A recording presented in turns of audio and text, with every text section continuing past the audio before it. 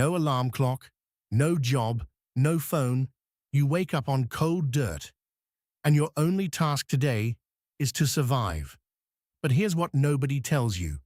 Surviving back then wasn't the desperate panic struggle that movies keep selling us. In fact, cave people might have had more free time than you do right now. So, what did they actually do? From the moment they opened their eyes to the moment they fell asleep? Some of the answers will genuinely surprise you, and one of them might make you rethink your entire daily routine. Let's go back about 30,000 years. Let's start with the first myth. Cave people did not wake up at dawn.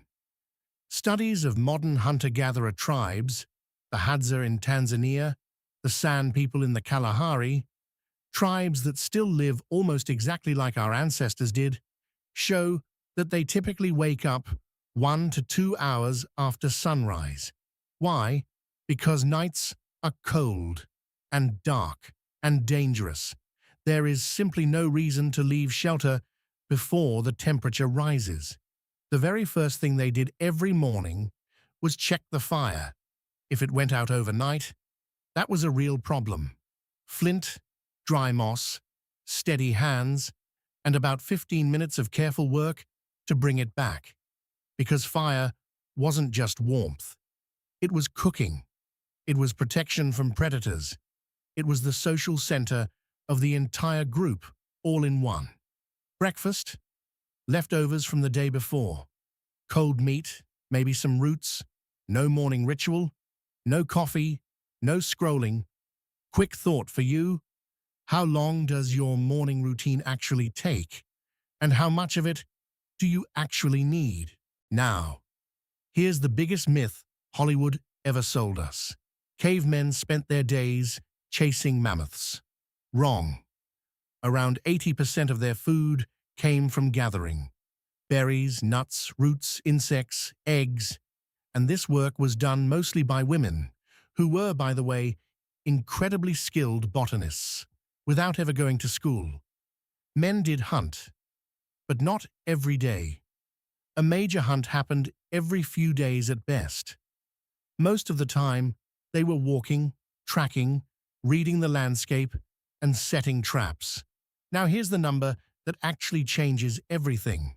Hunter-gatherers spent only 4 to 6 hours per day on what we'd call work.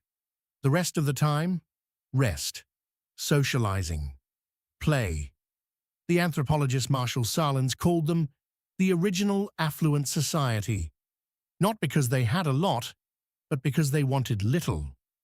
But here's the catch. Those 4 to 6 hours of work involved walking 12 to 15 miles every single day. Less office time, more steps. Make of that what you will. Ache away the hunting and gathering. What's left? Talking. Researchers who spent years living alongside hunter-gatherer tribes found that adults spent 3 to 4 hours every single day just talking. Gossip. Funny stories. Who did what? Who argued with whom? Who's interested in whom? And before you roll your eyes, this wasn't wasted time. Robin Dunbar, the evolutionary psychologist, proved that social conversation in humans serves the exact same function as grooming does in primates. It builds trust. It maintains alliances. It keeps the group together. Language itself may have evolved primarily so that humans could gossip more efficiently. Games were also a huge part of the day, not just for kids, for everyone. Adults threw spears at targets for fun. They raced each other. They danced.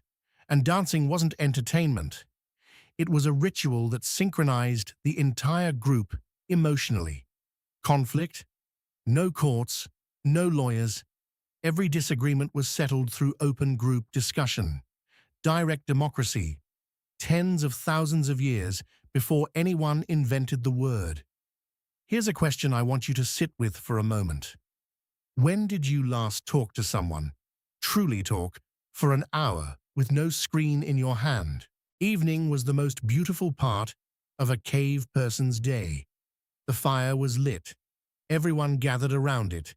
And then, something remarkable happened. The cave paintings at Altamira, Lascaux, and Chauvet, these weren't decorations. Researchers believe most of them were created in the evening, by firelight, in a state somewhere between deep focus and trance. It was a spiritual practice, a way of reaching for something larger than the day. They also told stories, and those stories weren't entertainment. They were the tribe's entire database. There's a dangerous bog 2 days east. My grandfather's father died there. That single story could save lives a century later. Now, the sleep thing.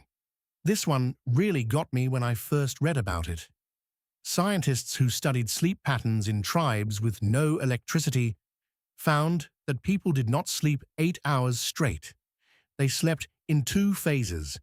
First sleep, 3 to 4 hours after sunset, then they woke up naturally for about 1 to 2 hours, then second sleep, another 3 to 4 hours until morning. And the time between those 2 sleeps, quiet conversation, reflection, intimacy. Medieval European documents confirm the exact same pattern, until electric light forced us into a single, uninterrupted block of sleep. So if you ever wake up at 3 in the morning and can't fall back asleep, that's not insomnia. That might just be your ancient programming trying to kick in. So, a day in the life of a cave person. A late start. Rebuild the fire. 4 to 6 hours of work. Hours of real conversation. Evening stories around the fire. And 2 separate blocks of sleep. Now compare that to your yesterday. We are more productive than we have ever been in human history. More connected, more comfortable, more informed. But are we actually happier? We have Netflix instead of cave paintings. We have feeds instead of conversations. And we're forcing ourselves into 8 straight hours of sleep, when our bodies were never designed to work that way. Maybe the people we call primitive knew something we forgot. Drop a comment below. What one thing from the cave person's daily routine would you actually want in your own life? And if you want to go deeper, the next video covers how the human brain evolved during the Ice Age and why some of those ancient changes might be quietly working against you right now. It's right here. I'll see you there.